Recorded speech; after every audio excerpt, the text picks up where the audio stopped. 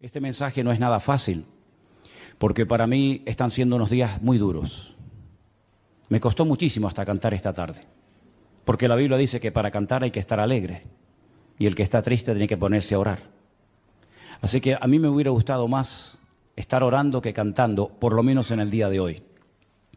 Porque como bien saben ustedes, y como me han dicho muchos amigos míos en Israel, vives en España, pero tu corazón está aquí. Yo sé positivamente que nunca más volveré a encontrar al Israel que conocí durante más de 20 años. Las cosas van a cambiar completamente en Israel, en Oriente Medio y en el mundo entero. Porque esto no ha hecho más que empezar. Nunca más volveremos a sentir y a disfrutar como disfrutábamos caminando por las calles de Israel, aunque volveremos, si Dios, esa es su voluntad, volveremos, y en cuanto se abra la frontera, el primero en coger un avión e ir para allá voy a ser yo. Pero sé positivamente que el mundo espiritual ha cambiado. ¿Saben que la palabra jamás, que tantas veces se ha oído en estos días, aparece 39 veces en la Biblia?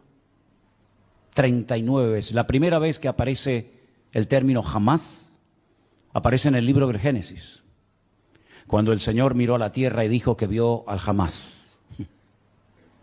¿Sería aquello un acto profético? ¿Sería que el Señor miró a la tierra y dice que vio, en español dice violencia, pero dice que Él miró a la tierra y vio al jamás? Y lo va repitiendo 39 veces a lo largo de diferentes libros del Antiguo Testamento. Y dice que por ver el jamás en la tierra decidió destruirla y empezar de cero.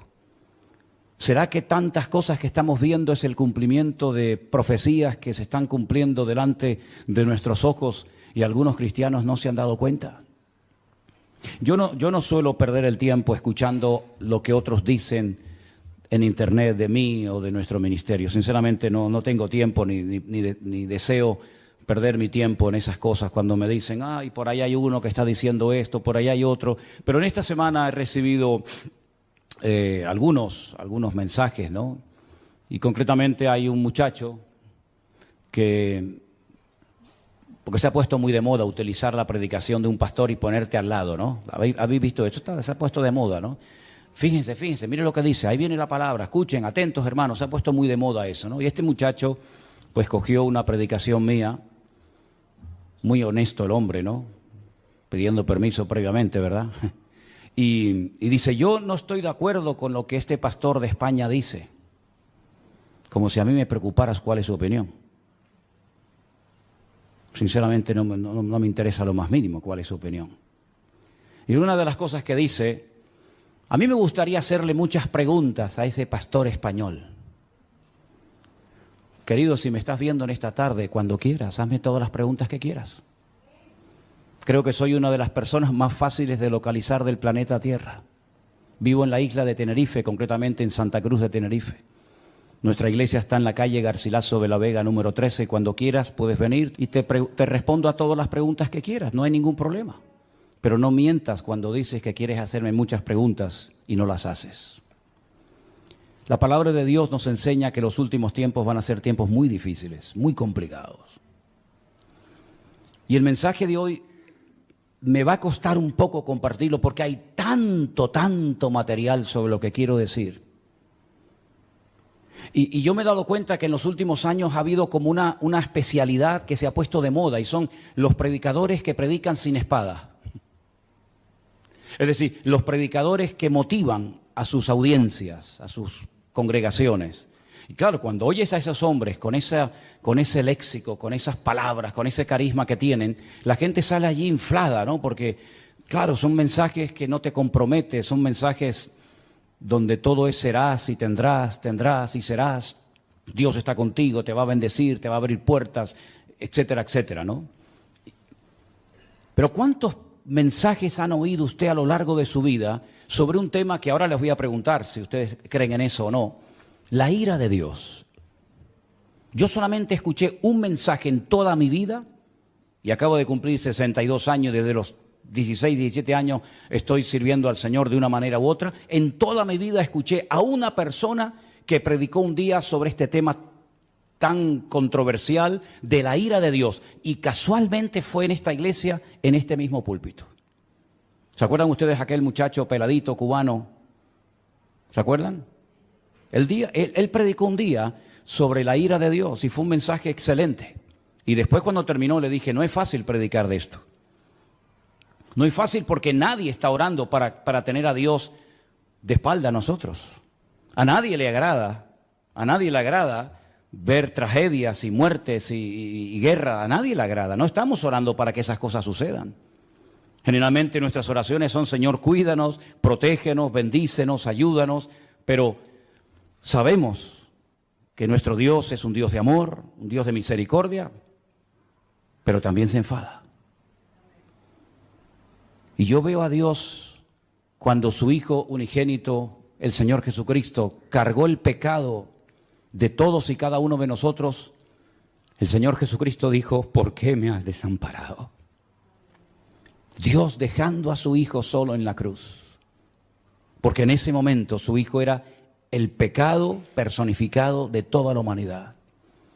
Si abandonó a su Hijo temporalmente por la situación del momento, ¿cómo no habrá momentos puntuales en la vida de las naciones y de los seres humanos en los que Dios dice, basta, estoy harto, estoy cansado?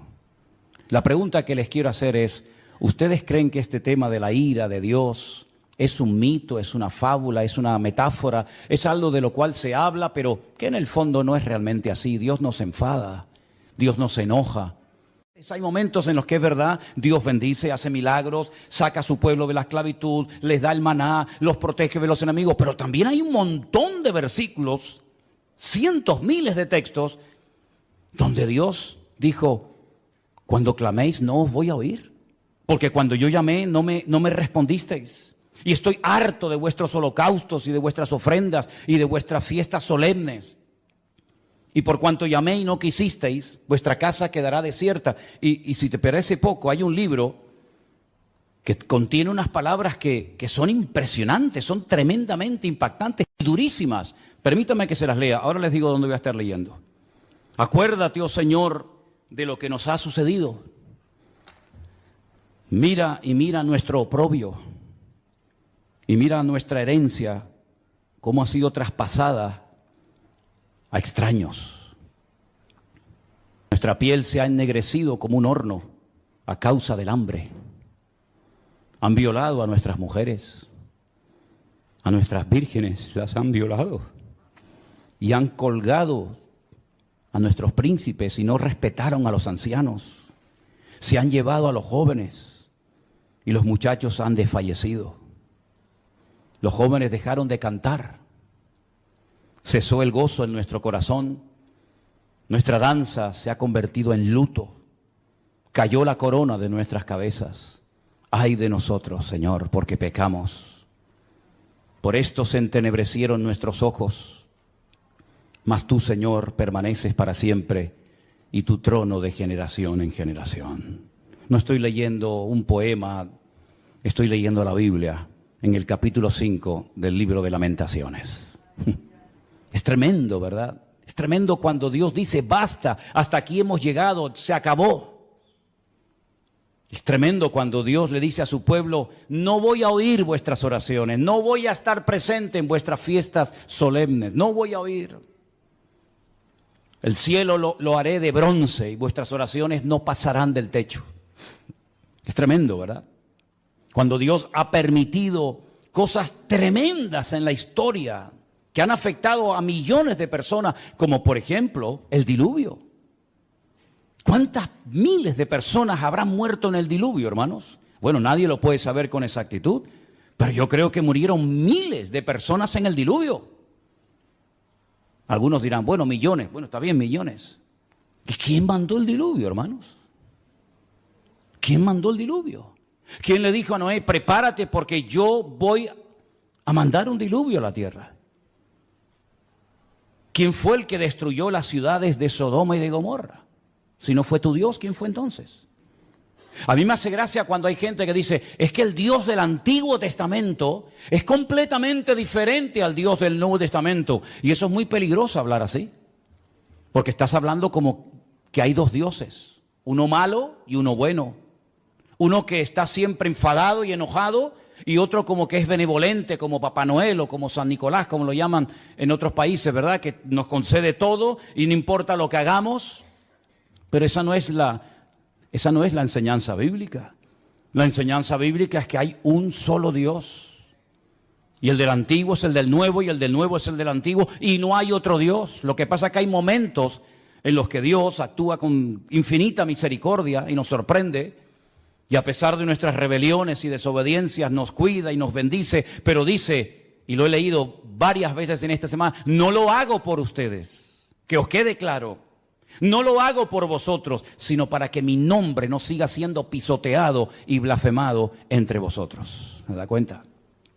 ¿Y quién permitió la destrucción del primer templo de Jerusalén? ¿No fue Dios? ¿Quién le dio autoridad a Nabucodonosor para que quemara el templo y se llevara los tesoros a Babilonia y rompiera la ciudad de Jerusalén y durante 70 años no pudieran volver a su tierra? ¿Quién fue? ¿No fue Dios?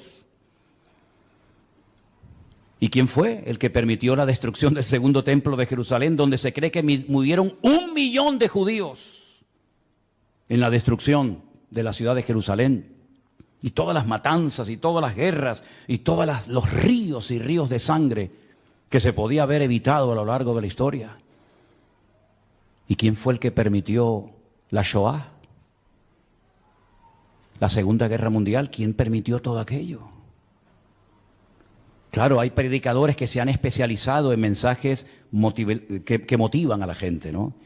En mensajes de aliento, de ánimo. Hay tantos profetas y tantos pseudoapóstoles que cuando uno habla de la ira de Dios, del enojo, del enfado de Dios, como que se les mueve el piso porque dicen, no, yo no estoy de acuerdo con eso. Vuelvo a repetirles, yo no estoy en este lugar para que ustedes me aplaudan o me sigan o me admiren. Yo no estoy en este lugar para tener cada vez más audiencia y que la gente diga en los comentarios, estoy de acuerdo con usted, pastor, estoy de acuerdo. Y aunque estuvierais en contra, me da exactamente igual, porque voy a seguir predicando lo que Dios dice en su palabra, independientemente de la reacción de la gente. En esta semana me han llamado miembro de Hamas, me han llamado nazi. En esta semana me han llamado de todo, porque no están de acuerdo con el mensaje sobre todo que di el domingo pasado y con la reflexión que di esta semana sobre estos acontecimientos. Pero yo quiero que una vez más vayamos a la palabra de Dios para que veamos que a veces la historia se vuelve a repetir. Claro, son otras personas, son otros nombres, otros momentos de la historia, pero se vuelven a repetir los mismos errores, pecados y defectos que otros cometieron. Vamos a comenzar a leer en Segunda de Crónicas, el capítulo 14. Y vamos a ver cómo Dios aguanta y soporta y tiene infinita misericordia, pero hay momentos en los que Dios tiene que hablar y actuar e intervenir en la historia. En el capítulo 14 de Segunda de Crónicas se relata la historia de un rey del sur de Judá llamado Asa. Era el hijo de un rey llamado Abías. Este rey, dice en Segunda de Crónicas capítulo 14, versículo 1, después Abías durmió con sus padres y fue sepultado en la ciudad de David. Y reinó en su lugar su hijo Asa, en cuyos días tuvo sosiego el país por 10 años. Si parece ser que durante 10 años estuvieron tranquilos, no pasó nada.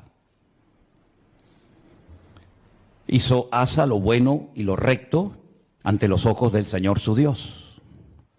Porque quitó los altares de culto extraño y los lugares altos, quebró las imágenes y destruyó los símbolos de Acera. Y mandó a Judá que buscase al Señor, el Dios de sus padres, y pusiese por obra la ley y sus mandamientos. Quitó asimismo de todas las ciudades de Judá los lugares altos y las imágenes, y estuvo el reino en paz bajo su reinado. Edificó ciudades fortificadas en Judá, por cuanto había paz en la tierra y no había guerra contra él en aquellos tiempos, porque el Señor le había dado paz. Dijo por tanto a Judá, edifiquemos estas ciudades y cerquémoslas de muros con torres, puertas y barras, ya que la tierra es nuestra, porque hemos buscado al Señor nuestro Dios, le hemos buscado y Él nos ha dado paz por todas partes. Edificaron pues y fueron prosperados. Si se terminara la historia de Asa con este versículo, podríamos decir que Asa fue un buen rey. Porque dice la Biblia que hizo lo bueno ante los ojos de Dios. Pero ¿dónde se prueba la fe verdadera de un creyente? ¿En la paz, en la calma, en la quietud, en la prosperidad? No. Ahí todo, mientras todo va bien, todo el mundo funciona y todo el mundo está contento. Dice que él era bueno delante de Dios y comenzó a hacer una serie de reformas y comenzó a fortificar ciudades y comenzó a hacer obras muy interesantes, muy buenas, necesarias también, pero porque había paz, no había guerra en el país. Pero llegó el momento que las cosas cambiaron. Y tuvo también Asa ejército con escudos y lanzas. Tuvo de Judá 300,000. Es curioso, ¿no? El mismo número de reservistas que Israel ha movilizado en estos días, 300,000. Y de Benjamín 280,000, es decir, tenía 580,000 soldados entre su tribu y la tribu de Benjamín, que traían escudo y entensaban arcos, todos hombres diestros. Versículo 9. Salió contra ellos Zera, etíope, con un ejército de 1,000,000 de hombres. 1,000,000 de hombres. Y además tenían 300 carros y vino hasta Maresa. Entonces salió Asa contra él, ordenaron la batalla en el valle de Cefata junto a Maresa, y clamó Asa al Señor su Dios y dijo, escuchen la oración: oh Señor, para ti no hay diferencia alguna en dar ayuda al poderoso o al que no tiene fuerzas. Ayúdanos, Señor Dios nuestro, porque en ti, ¿qué dice?, nos apoyamos, y en tu nombre venimos contra este ejército. Casi igual que las palabras que David pronunció cuando fue a pelear contra el gigante Goliat. Tú vienes contra mí con espada y jabalina, mas yo voy contra ti en el nombre de mi Dios. Ahora Asa casi dice lo mismo. Ayúdanos, porque en tu nombre venimos contra este ejército. Oh Dios, tú eres nuestro Dios. Que no prevalezca el hombre contra nosotros. ¿Qué pasó?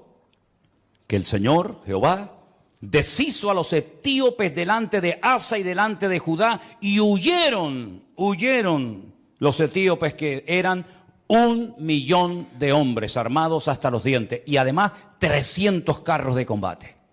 Era humanamente imposible hacer frente y vencer a este poderosísimo enemigo, porque la desproporción era enorme. Tenían 580,000 hombres, pero el enemigo viene contra ti con 1,000,000 de soldados y no vas a poder hacer frente a esta guerra. ¿Qué fue lo que hizo Asa? Orar. Señor, ayúdanos. Nos apoyamos solamente en ti. Dios le respondió sí o no. ¿Vio una contundente victoria? Sí o no.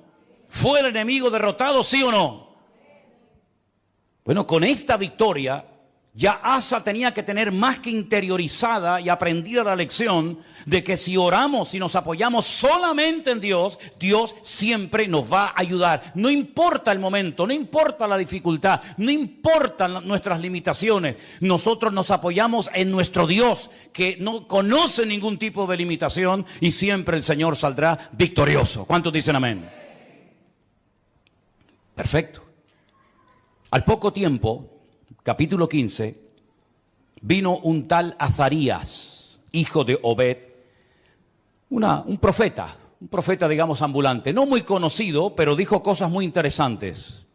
Salió al encuentro de Asa y le dijo: oídme, Asa y todo Judá y Benjamín. El Señor estará con vosotros si vosotros estuviereis con él. Y si le buscareis, será hallado de vosotros, mas si le dejareis, él también os dejará. Esto funciona así. Muchos días ha estado Israel sin verdadero Dios, sin sacerdote que enseñara y sin ley. Pero cuando en su tribulación se convirtieron a Jehová, el Dios de Israel, y le buscaron, Él fue hallado de ellos. ¿Cuántos dicen amén? Es decir, la palabra que el Señor le está dando a través de este profeta al rey Asa es tremenda. Si siguen en esta línea, si siguen apoyándose en el Señor, si siguen confiando en Él y en su palabra, si no se apartan de su ley, de sus mandamientos, el Señor estará con vosotros. Ya os lo ha demostrado clarísimamente. No importa si viene 1,000,000 o 5 o 20, da igual. Tú mismo, rey Asa, has dicho en tu oración que tú ayudas tanto al poderoso como al que no tiene ninguna fuerza. Porque el ejército o la victoria no depende de nosotros, sino depende del Señor, porque no es con espada, no es con ejército, es con mi Santo Espíritu, dijo el Señor. Y él lo vio, el Señor se lo demostró. Este hombre se animó tanto con aquella palabra, con aquella contundente victoria, que siguió haciendo cambios y siguió haciendo reformas tremendas en todo el país. La Biblia dice que llevó al pueblo a un momento, a una reunión muy solemne, versículo 11, o 10 si quieren. Dice que se reunieron en Jerusalén en el mes tercero del año 15º del reinado de Asa, y en aquel mismo día sacrificaron para el Señor del botín que habían traído, escuche esto, 700 bueyes y 7,000 ovejas. Aquello tenía que ser un río de sangre terrible. Sacrificar 700 bueyes y 7,000 ovejas, aquello tuvo que ser algo impresionante. Pero a él no le importaba darle todos estos sacrificios al Señor, porque él estaba contento, él estaba agradecido, porque él había visto la mano de Dios poderosa. Y además dice que prometieron, versículo 12, solemnemente que buscarían a Jehová, el Dios de sus padres, de todo su corazón y con toda su alma. Lo juraron delante de Dios. Se tomaron en serio este juramento. Y cualquiera que no buscase al Señor, el Dios de Israel, que muriera, fuera grande o pequeño, hombre o mujer. Juraron al Señor con gran voz y júbilo, al son de trompetas y bocinas. Y todos los de Judá se alegraron en este juramento, porque de todo corazón lo juraban y toda su voluntad lo buscaban, y fue hallado de ellos, porque el Señor les dio paz por todas partes. ¿Cuántos dicen amén? Va bien la historia, ¿no? Va bien, vamos bien, vamos bien. El hombre está siendo bendecido, el hombre está siendo usado, Dios está dando paz, Dios está respondiendo a su oración, el enemigo está siendo derrotado y humillado. Vamos bien, gloria a Dios, gloria a Dios. Hace una cosa muy interesante. Estaba el hombre tan entusiasmado y tan contento con su Dios que hasta a su propia madre la puso en su sitio. Miren lo que le dice a su madre, o lo que hace con su madre en el verso 16. Aún a Maaca, la madre del rey Asa, cuidado, no era una cualquiera, era su propia madre, la depuso de su dignidad,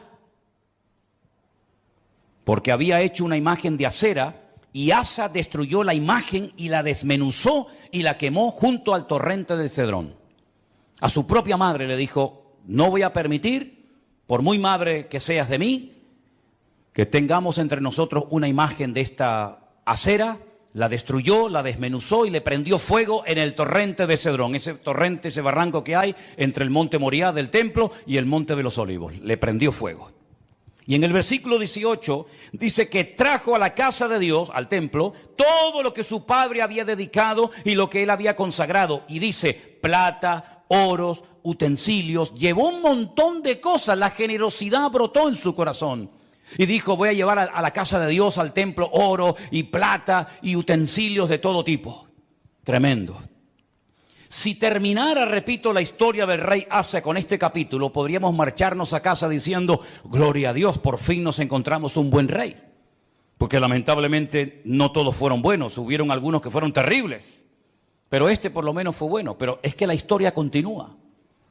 La historia nos lleva al capítulo 16, donde dice que en el año 36 de su reinado, tuvo mucho tiempo como rey, subió Baasa, el rey de Israel, el que estaba en el norte. Ya el país se había dividido. Recuerden esto, hermanos. Estaba Judá al sur con la tribu de Benjamín, y las 10 tribus al norte adoptaron el nombre de Israel. Y entonces el rey de Israel, en este caso se llamaba Baasa, va contra él, fortifica la ciudad de Ramá para no dejar salir ni entrar a ninguno ¿Y qué es lo que hace Asa? Se supone que tenía que hacer exactamente lo mismo que ya había hecho y que le había dado tan buenos resultados, ¿sí o no? Orar, clamar al Señor, apoyarse en el Señor y poner en práctica el juramento que habían hecho. Nos apoyaremos en ti, confiaremos en ti. Lamentablemente no hizo eso, no lo hizo. ¿Qué es lo que hace? Sacó Asa la plata y el oro de los tesoros de la casa de Dios. Es decir, ayer los entregué al Señor, hoy los vuelvo a tomar. Ayer los consagro para uso exclusivo del templo y ahora tomo todo eso que no es mío, son parte de los tesoros de la casa de Dios, y lo que hace es que se los envió a un tal Ben-Hadad, rey de Siria, que estaba en Damasco. ¿Y este qué pinta aquí? ¿Quién es este rey de Siria, este tal Ben-Hadad? ¿Qué pinta este hombre en todo esto? Bueno, le dijo, hay alianza entre tú y yo como la hubo entre tu padre y mi padre.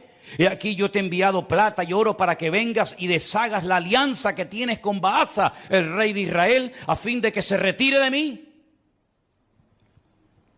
Consintió Ben-Hadad con el rey Asa y envió los capitanes de su ejército contra las ciudades de Israel y conquistaron Gijón, Dan, Abel-Maín, las ciudades de aprovisionamiento de Neftalí. Y oyendo esto, Baasa cesó de edificar a Ramá y abandonó su obra. Entonces el rey Asa tomó a todo Judá y se llevaron de Ramá la piedra, la madera con la que Baasa edificaba, y con ella se edificó la ciudad de Jeba y a Mizpa. Problema solucionado. Ya está. Pero esto no fue agradable ante los ojos de Dios, porque aunque humanamente hablando se salió con la suya, le doy dinero a un rey de Siria, Ben-Hadad, para que me apoye en la guerra, para que se ponga en contra de mi enemigo. Yo le pago, yo le doy una cantidad enorme de dinero, aunque vacíe la casa de Dios, y así me quedo tranquilo. Pero es que resulta que en aquel tiempo a los profetas, y lo dicen otros textos de la Biblia, se les llamaba videntes, porque eran los que veían, los que leían las circunstancias, los que interpretaban el mundo espiritual. Por eso se les llamaba por un tiempo a los profetas videntes, porque veían más allá de lo natural, porque lo natural, como he dicho muchas veces, es un reflejo de lo espiritual. Y ahora viene este vidente, este profeta, y le dice al rey Asa, por cuanto te has apoyado en el rey de Siria y no te apoyaste en el Señor tu Dios, por eso el ejército del rey de Siria se escapó de tus manos. Los etíopes y los libios no eran un ejército numerosísimo con carros y mucha gente de a caballo. Le recuerda el pasado, le recuerda la historia, lo que Dios hizo por él. Con todo, porque te apoyaste en Jehová, Él los entregó en tus manos. Porque los ojos del Señor contemplan toda la tierra para mostrar su poder a favor de los que tienen corazón perfecto para con Él. Y ahora le dice, locamente has hecho esto. Locamente has hecho esto. Porque de aquí en adelante habrá guerra contra ti. Has abierto una brecha, has abierto una puerta en el mundo espiritual y a partir de hoy tu vida va a cambiar radicalmente, pero para mal, no para mejor. ¿Qué hubiera hecho usted, hermano y hermana, o yo, si nos viene un profeta como este, Hanani, y nos amonesta y nos dice esta palabra? ¿Qué hubiéramos hecho? Señor, perdóname, lo siento. Así como el profeta Natán, ¿se acuerdan cuando fue a la casa del rey David y le dijo, tú eres ese hombre, tú has pecado por culpa tuya? El nombre de Dios ha sido blasfemado y pisoteado en el mundo de los gentiles. Y David dijo, Señor, perdóname, no quites de mí tu Santo Espíritu, ¿verdad? Y ten piedad de mí, etcétera, etcétera. Lo mismo tendría que haber hecho Asa, ¿sí o no? Era un hombre de Dios, conocía la palabra, había visto el poder de Dios en su vida, en su reinado. Lo lógico hubiera sido decir, perdóname, Señor, lo siento mucho, he dado un mal ejemplo al país, sacando los tesoros de la casa de Dios y dándoselos a un pagano para que me ayude, como si no tuviéramos un Dios más poderoso que el rey de Siria, Ben-Hadad. ¿No te das cuenta, querido hermano, que cada vez que te apoyas en algo o en alguien que no es Dios, el que se lleva la gloria no es Dios, sino el que en la persona en la que te has apoyado? Locamente has actuado. Tú, un hombre de Dios, no tiene que actuar de esta manera. Un pueblo que conoce a su Dios no puede caer en estos errores. ¿Qué dije el domingo pasado? Hay cosas que se hacen en este país, o en el tuyo, o en muchas naciones de la tierra, que no es que estén bien, pero bueno, digamos que no afectan tanto al mundo espiritual. Pero Israel no puede permitirse ser como los demás. Israel no puede imitar a los demás perdiendo su identidad, apoyándose en lo que nunca tenían que haberse apoyado y olvidándose de su Dios. Porque Israel no es un país cualquiera. Israel tiene que ser un punto de referencia para todo el mundo. Tiene que ser una luz entre las naciones, que ese fue el propósito por el cual, o uno de los propósitos por el cual Dios los llamó. Así que has actuado locamente porque tú tenías que haberte apoyado en el Dios Todopoderoso, que te ha demostrado que es un Dios poderoso y que no importa si vienen 1 millón o 20 contra ti, el Señor te va a librar. Y como hemos cantado esta tarde, y espero que no solamente haya sido una canción, sino algo que tenemos claro en nuestra vida: por un camino vendrán y por 7 huirán. Y él sabía ese versículo que hemos cantado en esta tarde. Pero ¿qué pasó? Versículo 10. Se enojó Asa contra el vidente. Se enfadó contra el profeta. Lo mete en la cárcel porque se encolerizó grandemente a causa de esto. No le hizo gracia la palabra del profeta Hanani. No le gustó. Oprimió Asa en aquel tiempo a algunos del pueblo. Mas he aquí, los hechos de Asa, primeros y postreros, están escritos en el libro de los reyes de Judá y de Israel. Ahora escucha bien. En el año 39, pocos años después de su reinado, este rey enfermó gravemente de los pies. Y en su enfermedad, ¿a quién buscó? A los médicos. Como diciendo, ni en mi enfermedad me voy a humillar delante de Dios. No está mal ir a los médicos, ni mucho menos. El Señor dice en su palabra: yo envío sanidad y medicina a mi pueblo. Pero la actitud de Asa es de soberbio, es de arrogante, es decir, estoy enfermo, si clamara al Señor, Dios me podría sanar, pero no lo voy a hacer, porque no quiero saber nada de ese Dios. Y dice que en su enfermedad buscó a los médicos en vez de a Dios. Al final, murió. En el año 41 de su reinado, lo sepultaron en los sepulcros que él había hecho para sí en la ciudad de David. Lo sepultaron en un ataúd y le llenaron de perfumes y de diversas especies aromáticas preparadas por expertos perfumistas, e hicieron un gran fuego en su honor. Perfumes para el muerto. Y ahí se acaba la vida y el reinado de Asa. ¿Qué les parece? ¿Qué les parece?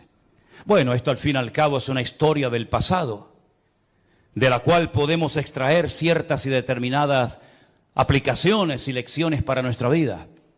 Pero ¿saben qué? El hombre no aprende. El hombre no aprende. Sigue cometiendo los mismos errores, los mismos pecados, y en vez de apoyarse solamente en Dios, que los ha librado tantas veces de ser destruidos y tragados por sus enemigos, vuelven a apoyarse en ejércitos extranjeros, en la ayuda de hombres, en vez de apoyarse única y exclusivamente en su Dios. Hemos leído en esta tarde, espero que hayan prestado atención: el Señor es mi luz y mi salvación. No temeré lo que me pueda hacer el hombre. Ellos tienen una palabra que dice: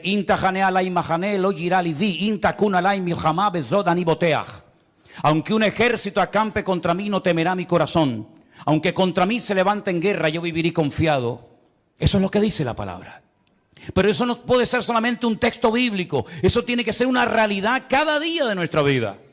Dejemos por un momento a Israel a un lado. Tú, cuando tienes problemas económicos, y cuando tienes problemas matrimoniales, o cuando tienes problemas de cualquier otra índole, ¿en quién te apoyas? ¿En quién pones tu confianza? A ver si nos va a pasar lo mismo que a Asa. El Señor libró a su pueblo de la esclavitud. Podían haber muerto todos en Egipto. De hecho, estaban lanzando a los niños al río Nilo para que murieran. Podían haber muerto en el cautiverio en Babilonia. De hecho, dice que algunos de ellos los lanzaban a hornos de fuego y a otros los lanzaban a fosos llenos de leones. Podían haber muerto en la Edad Media, cuando la corona española junto con la Inquisición comenzó a matar gente por todas partes de España, incluido también a ellos. Podían haber desaparecido en la Segunda Guerra Mundial, podían haber perecido en cualquier otro momento de la historia, pero Dios siempre, siempre ha tenido misericordia de ese pueblo. Cuando estaban con la soga hasta el cuello, en su angustia invocaban a Dios y Dios les respondía. Y han demostrado a lo largo de la historia que no importa si son poquitos o muchos, la mano del Señor siempre ha estado con ellos. En 1967, 5 naciones tremendamente poderosas con un odio tremendo contra ellos. Porque no solamente sus enemigos se conforman con echarlos al mar, como decían los jordanos en su momento, con echarlos al agua, sino con arrasarlos, que no haya ni un solo judío en toda la faz de la tierra, nunca más. Ya lo intentaron los griegos, lo intentaron los romanos, ya lo intentó mucha gente. Y en aquellos días, una semana de guerra para vencer a 5 naciones, a 5 potencias militares en 7 días. Y al 7º reposaron. Fue más que suficiente para demostrar al mundo que el Dios de Israel es el Dios todopoderoso. Porque ahora no hacen lo mismo. Porque no claman a Dios. Uno tiene que tener una lectura diferente a lo que dicen los medios de comunicación, la prensa, la radio, la televisión, porque si no caemos en el mismo error de los demás. Hablamos como los demás, opinamos como los demás. ¿Qué es lo que está pasando allí ahora mismo? ¿Qué es lo que está sucediendo espiritualmente hablando? Que de eso no te va a hablar nadie. Te va a decir que se quedaron dormidos, te va a decir que se despistaron, te va a decir que estaban de relajo, de fiesta, te van a decir 20.000 cosas, que falló el Moshá, que falló el Shin-Bet, que falló todo. Pero ¿quién va a dar una lectura espiritual de toda esta cuestión? Nuestra fuente de información no es Internet. Nuestra fuente de información no son los periodistas. Nuestra fuente de información es la Biblia, es la palabra de Dios. ¿Cuántos dicen amén? Vamos a ir a la Biblia a ver qué es lo que nos dice, porque hemos visto que cuando una persona se apoya en Dios, no importa si viene 1.000.000 de soldados contra ti, tú lo puedes vencer. No importa si es un gigante enorme, profesional de la guerra, se le puede vencer. No importa si la ciudad tiene doble muralla, se le puede derrotar. Pero también la palabra de Dios nos habla muy claramente que a veces hay ciertas y determinadas circunstancias que frenan la bendición de Dios. En Isaías, capítulo 24, miren qué texto tan impresionante. Isaías capítulo 24, verso del 1 en adelante. Si quieren, así lo leemos. He aquí que el Señor vacía la tierra y la desnuda, y trastorna su faz y hace esparcir a sus moradores. Sucederá así como al pueblo, también al sacerdote, como al siervo, así a su amo, como a la criada, a su ama, como al que compra, al que vende.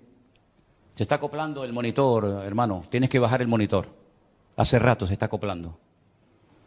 Al que presta, al que toma prestado, como al que da logro, así al que lo recibe. La tierra será enteramente vaciada y completamente saqueada, porque el Señor ha pronunciado esta palabra. Se destruyó, cayó la tierra, enfermó, cayó el mundo, enfermaron los altos pueblos de la tierra.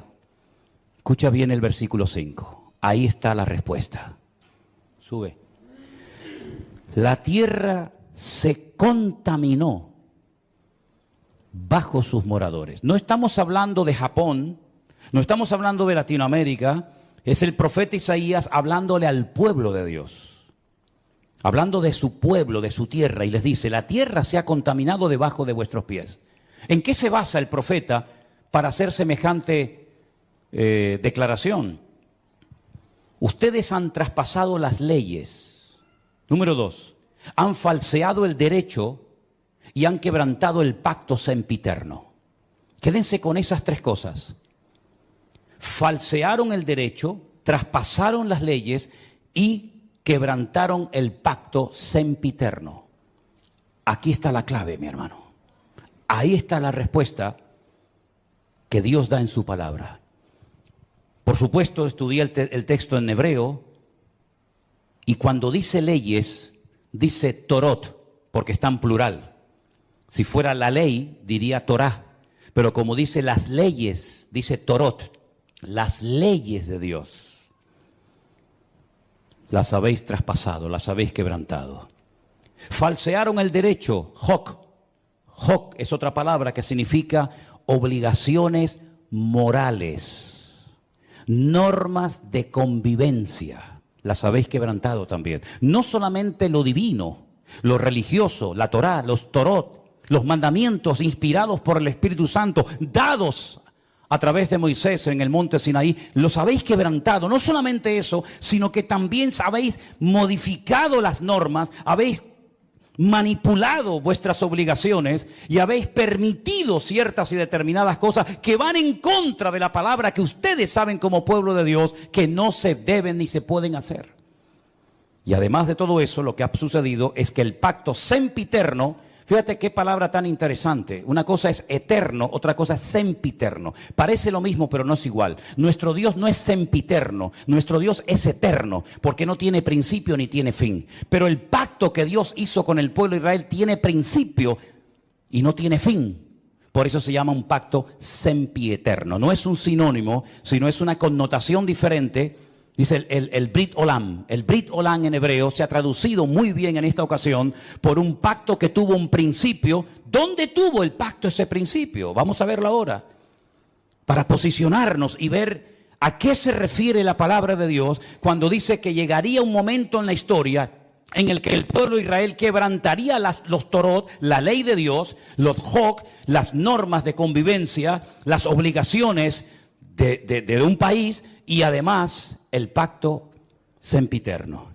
Ese pacto del cual está haciendo referencia a Isaías se menciona en el primer libro de la Biblia, el libro del Génesis. Cuando el Señor le dice a Abraham, tenemos que remontarnos a los tiempos de Abraham, espero que no se estén perdiendo, porque para mí es tremendamente interesante que ustedes entiendan esta porción y este mensaje hoy.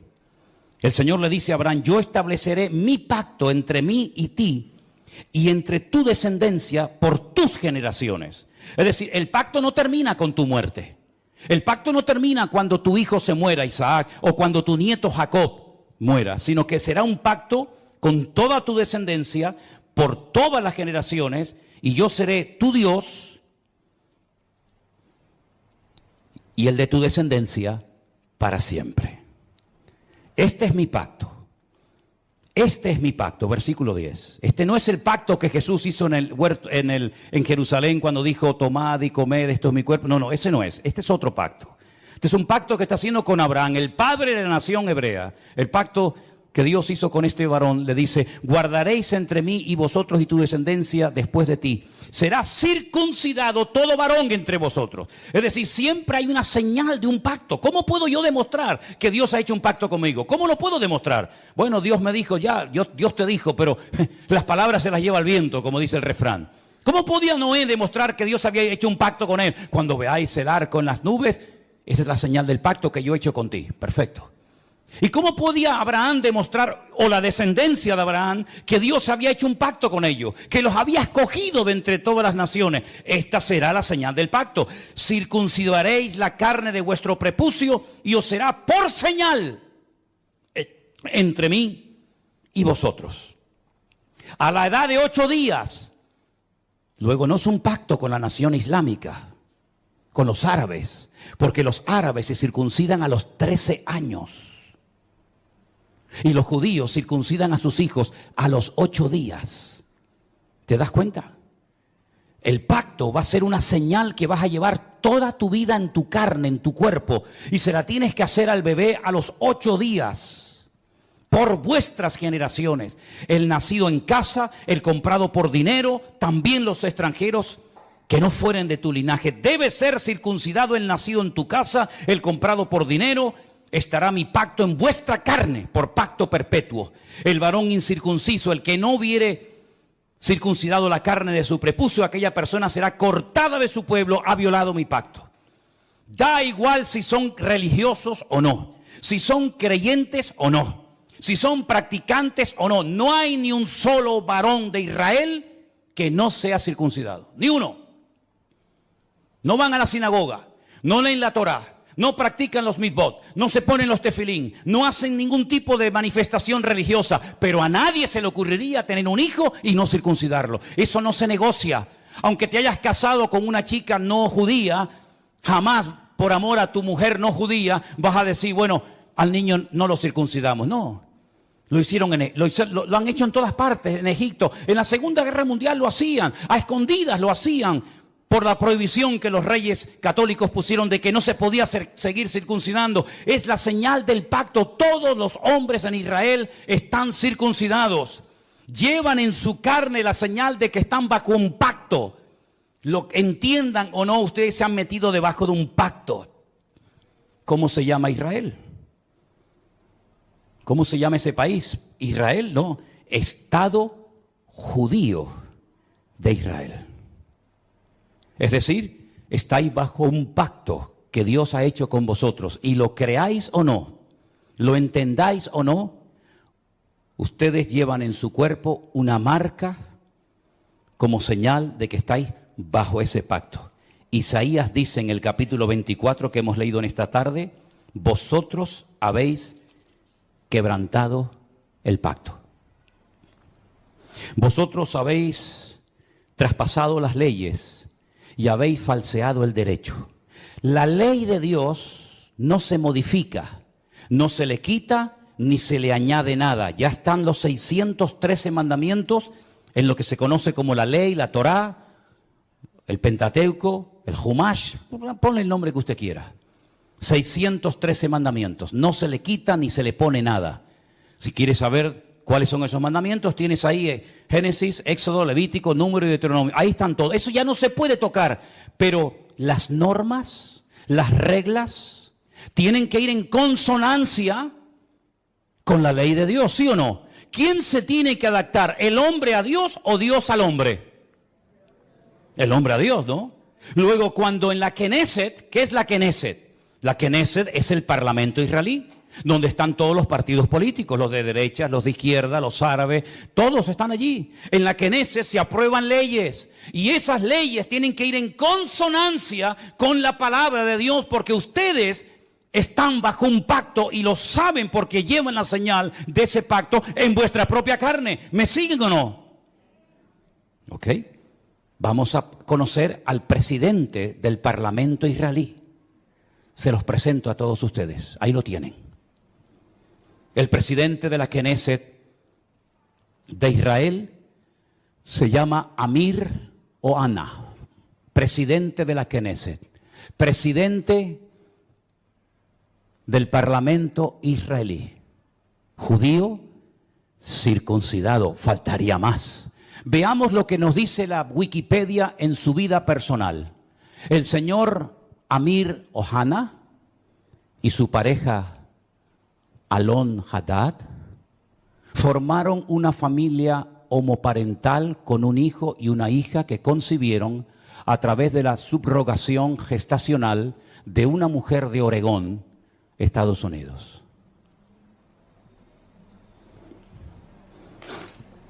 Sin comentarios. Gracias. Presidente del Parlamento israelí. Vosotros habéis traspasado mis leyes, habéis pervertido el derecho y habéis quebrantado mi pacto. Alguien dijo, no es una frase mía, cuando nos distanciamos de Dios y de su palabra, ponemos nuestra vida en peligro. ¿No les parece a ustedes? Pero la palabra de Dios dice, sin santidad nadie verá al Señor. Llámese Israel, llámese sudamericano, llámese latino, llámese como se llama. Sin santidad nadie verá al Señor. No es un título, una nacionalidad, un pasaporte lo que nos salva, sino el apoyarnos única y exclusivamente en Dios y en su palabra. Pero ahora resulta que ya están tranquilos porque el tío Sam les ha dicho, yo estoy con ustedes. Antes se llamaba Ben Haddad, ¿se acuerdan? Ben Haddad. Ahora se llama señor Biden. Pero qué lástima que no haya un Ananí en Israel hoy por hoy. Porque si Juan el Bautista levantara la cabeza y entrara al parlamento israelí, bueno, ya entró en su época, ¿no? Cuando aquel rey llamado Herodes, ¿se acuerdan? ¿Se acuerdan el rey Herodes? Aquel títer, aquel monigote que ni era rey ni nada, pero lo habían nombrado los romanos, le habían dicho, tú vas a ser el rey de Israel. Qué valientes fueron los magos de Oriente, ¿se acuerdan? Cuando vienen seguramente en un viaje de días, de semanas o tal vez de meses, y llegaron a Belén, al Herodión, donde vivía el rey Herodes, y le dijeron, venimos a adorar al rey de los judíos, porque su estrella hemos visto en el oriente. Y Herodes habrá dicho, ¿el rey de los judíos soy yo? No. Tú eres un estrellado. Nosotros venimos a ver a aquel que es digno de recibir toda honra y toda gloria. Y dice que cuando llegaron, se postraron y lo adoraron, ofreciendo sus tesoros de oro, incienso y mirra. A ese rey perverso y terrible llamado Herodes, llegó un día Juan el Bautista, que algunos habrán dicho, cállate la boca, no digas nada. Te la está jugando, y le dijo, no te es lícito haberle robado la mujer a tu hermano y llevártela a tu cama y acostarte con ella. No te es lícito, adúltero. ¿Qué le costó a Juan el Bautista esa declaración? La cabeza. El rey Herodes quiere hablar contigo. Jesús dijo, decidle a esa zorra. Y me dicen a mí que yo soy duro hablando. Decirle a esa zorra, y no fue a verlo, y cuando aquel soberbio, arrogante romano le dice, no me hablas, llevo una hora interrogándote, te puedo librar de la mano de tus verdugos, y no me contestas, no sabe que tengo autoridad para librarte, y es entonces cuando el Señor dice, tú no tendrías nada que hacer contra mí, si mi Padre no te lo permite. Aquí no se mueve ni una sola hoja de un árbol, sin permiso de nuestro Dios. Y no hay nada que ocurra en las naciones de la tierra, y menos en esa tierra santa para Dios, donde Él es el dueño de la tierra, que no lo permita el Señor. ¿Se dan cuenta cómo tenemos que clamar por misericordia más que nunca, mis queridos hermanos? Con semejantes personajes, con semejante panorama, que Dios tenga misericordia de nosotros. Miren esta fotografía. Miren esta fotografía. Estamos en la ciudad de Tel Aviv. Un montón de gente. Sería muy bueno que la ampliaras. Sí, yo sé que se va a perder mucho de lo que dice, pero ahí hay una reunión de oración. Fueron a orar. Y judíos, por temor a que en otras naciones no les dejaran en público hacer una reunión de oración, viajaron expresamente en esos días de Yom Kippur a Israel, porque todos los años se hace en una plaza pública en Israel, se hace un acto de oración, de perdón. Y entonces estos judíos, algunos mayores, otros jóvenes, familias enteras, viajaron a Israel para poder participar en público en las calles de la ciudad de Tel Aviv de una reunión de oración. Y mire lo que dice en la parte de abajo. Las personas que se mudaron a Israel sintieron miedo en el único lugar donde no esperaban sentirse amenazados por su judaísmo. ¿Quién impidió esa reunión de oración? ¿Jamás? ¿Hezbollah? Los de la banderita de colores. Y toda la tropa que les acompaña. Interrumpieron una reunión de oración. ¿A quién molestaban? ¿A quién le podía hacer daño que un montón de gente allí oraran a Dios, pidiendo por la nación? ¿Qué problema, qué daño puede hacer eso? En esa plaza, unos días más tarde, en esa misma plaza, ponemos la siguiente fotografía, por favor. La gente se reúne y enciende velas para recordar a las víctimas de Israel. ¿Casualidad? Díganme lo que quieran. Díganme lo que quieran. Pero en esa plaza, una semana atrás, los echaron prácticamente a patadas para que no oraran por Israel. Y una semana más tarde, en esa misma plaza, tuvieron que ir a poner velas a recordar lamentablemente, en ese acto de salvajismo terrible que hemos visto, a las víctimas que murieron. ¿Qué les parece, hermanos? ¿Qué les parece? Empecé este mensaje haciéndoles una pregunta. ¿Ustedes creen en la ira de Dios? ¿Ustedes creen que Dios se enfada, que podemos hacer lo que nos da la gana y no pasa nada?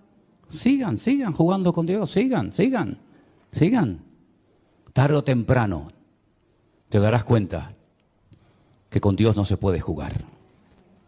Es mejor decir no soy nada a decir soy judío, soy cristiano, soy evangélico, soy creyente y vivir peor que la gente del mundo.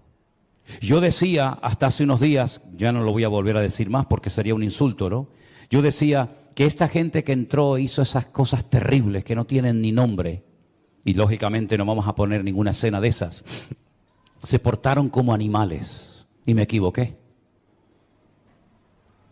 Los animales no se comportan así. Alguien dijo recientemente, si los seres humanos todos tuviéramos corazón de perro, no habría guerras en el mundo. Porque dicho sea de paso, la palabra perro en hebreo es kolev. Kelev. Kol-lev. Todo corazón. Kol, todo, lev, corazón. El perro se llama en hebreo todo corazón. ¿Cuánto echo de menos a mi perro? ¿Cuánto echo de menos a Trotsky? ¿Cuánto lo echo de menos?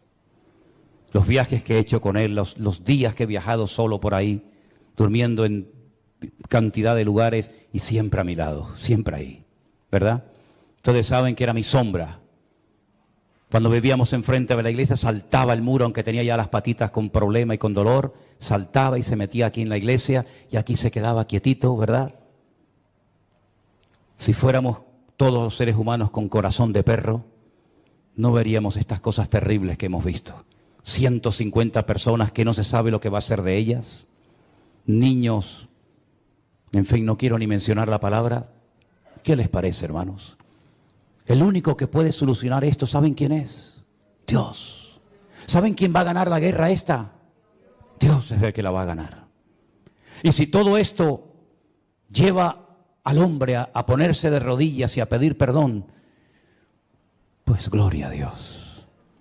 Porque lean ustedes esta semana Sofonías, lean ustedes Joel, lean ustedes Miqueas, lean ustedes el libro de Jeremías, lean ustedes, hermano, el libro de Lamentaciones, y os vais a dar cuenta cuántas muertes, cuántas guerras se podían haber evitado si el pueblo hubiera puesto su apoyo y su confianza solamente en Dios. Y no he mencionado lo peor.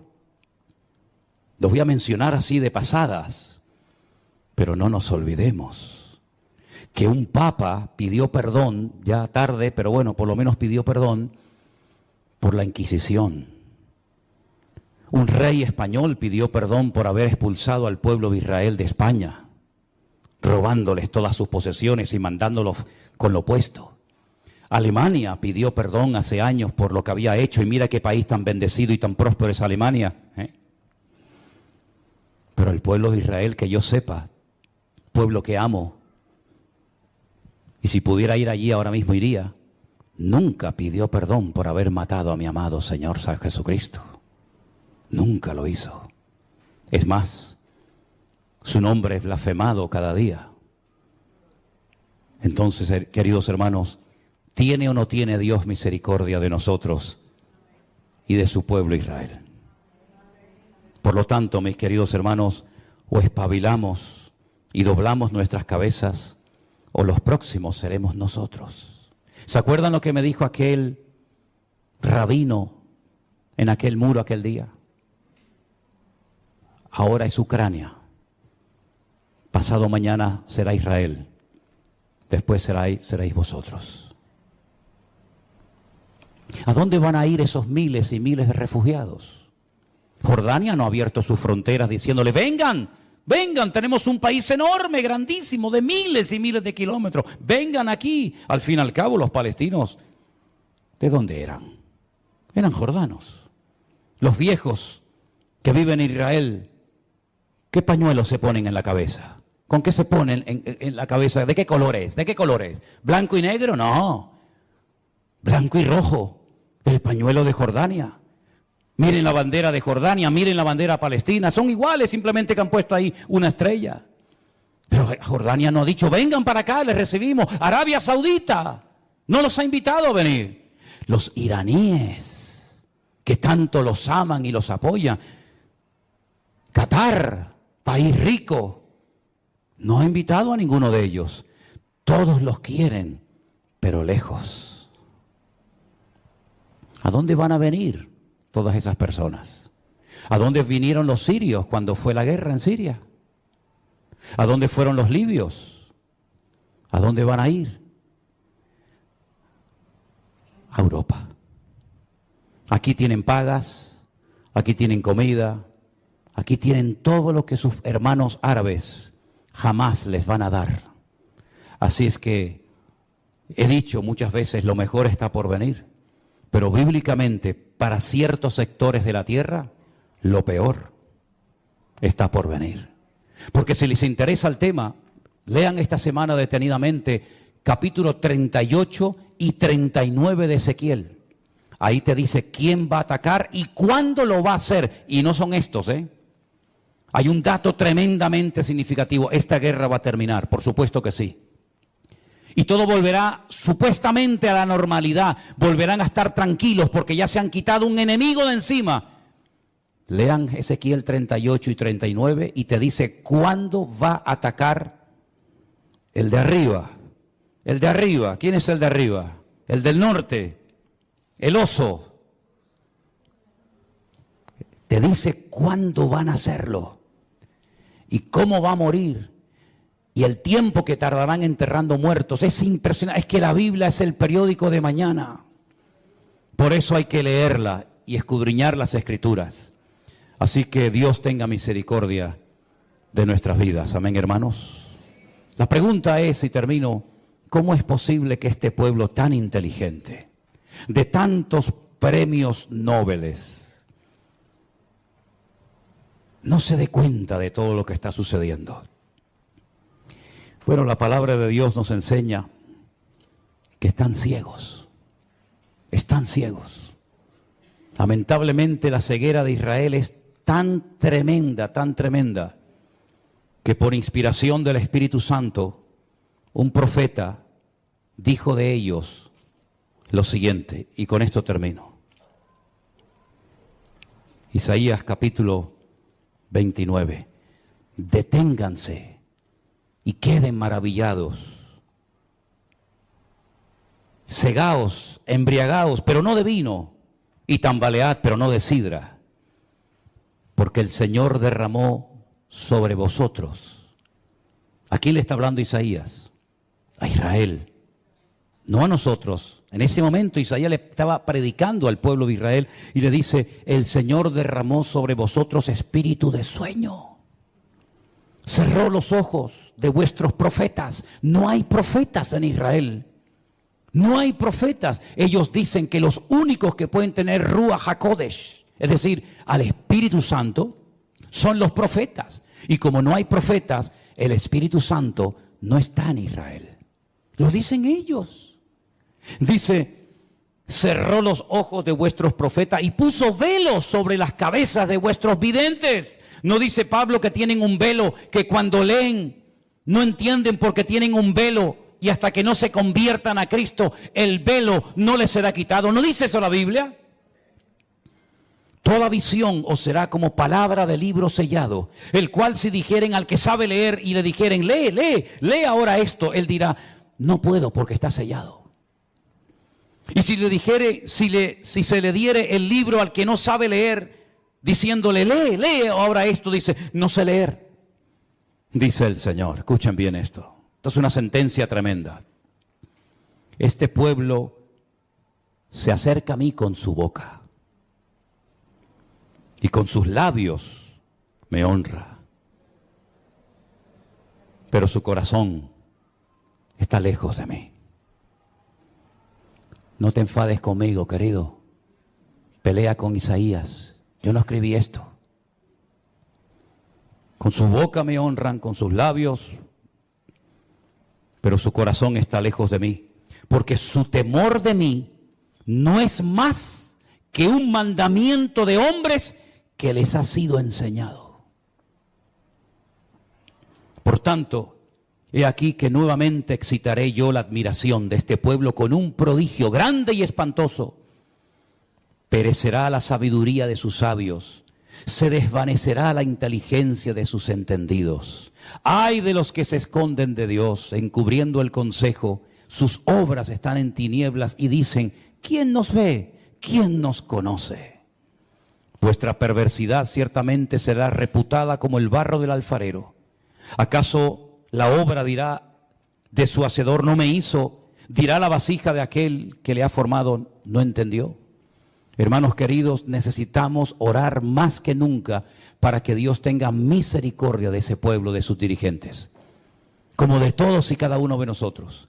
Y Dios volverá, claro que sí, otra vez a tener misericordia de su pueblo. Y otra vez llenará su boca de risa. Y otra vez dirán entre las naciones, grandes cosas ha hecho el Señor con estos. Pero ya es tiempo de que despertemos y nos demos cuenta de que hay cosas que se pueden evitar en la vida si obedecemos a Dios. ¿Por qué aprender a base de lágrimas? ¿Por qué aprender a base de humillaciones? ¿Por qué aprender a base de palos? Si el Señor nos ha dejado en su palabra las instrucciones concretas y específicas para no sufrir innecesariamente, para no morir antes de tiempo, para no tener que hacer el ridículo, porque el Señor creó a ese pueblo para que fueran siempre cabeza y nunca cola, para que estuvieran siempre arriba y nunca debajo.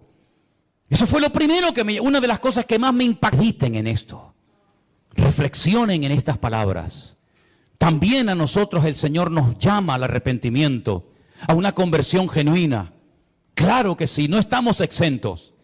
Si esto se hace con las ramas naturales, ¿qué no se hará con las ramas que hemos sido injertados en el olivo verdadero?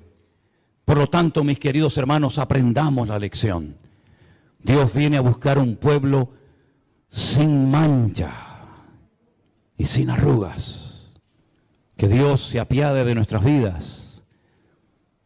Repasemos todas estas lecturas, estos textos bíblicos.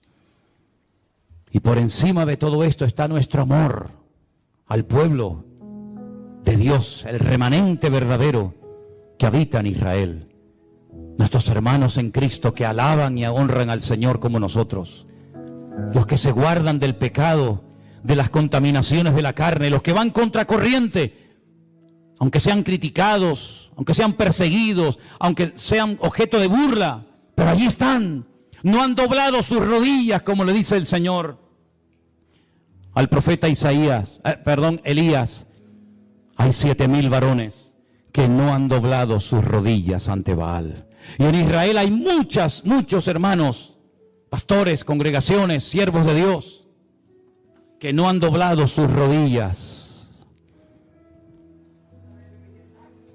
ante Baal, ni ante nadie, sino que se apoyan única y exclusivamente en el Señor Dios Todopoderoso. Aleluya. Recibe nuestras vidas en esta tarde como olor fragante, como ofrenda derramada delante de tu altar, oh Dios. Aleluya. Ponemos de pie. Si tú dispusieres tu corazón y extendieres a él tus manos, levantarás tu rostro limpio de mancha, será fuerte y nada temerá. Te acostarás y no habrá quien te espante. Aleluya. Y muchos suplicarán tu favor. Una mujer hace 2000 años cogió su vaso de alabastro de perfume de nardo puro y lo derramó no sobre un muerto, lo derramó sobre los pies del Señor Jesús. Y el Señor Jesucristo dijo: en todas las naciones de la tierra se hablará, se contará lo que ella ha hecho, porque para el día de mi sepultura lo ha profetizado en esta ocasión. No inviertas tus tesoros y tus mejores perfumes en muertos. Deja que los muertos entierren a sus muertos, dijo el Señor. Y ven tú detrás de mí y predica mi palabra. Que en esta semana no te apoyes en muertos, porque cada vez que te apoyas en algo o en alguien que no es Dios, estás actuando igual que Asa, igual.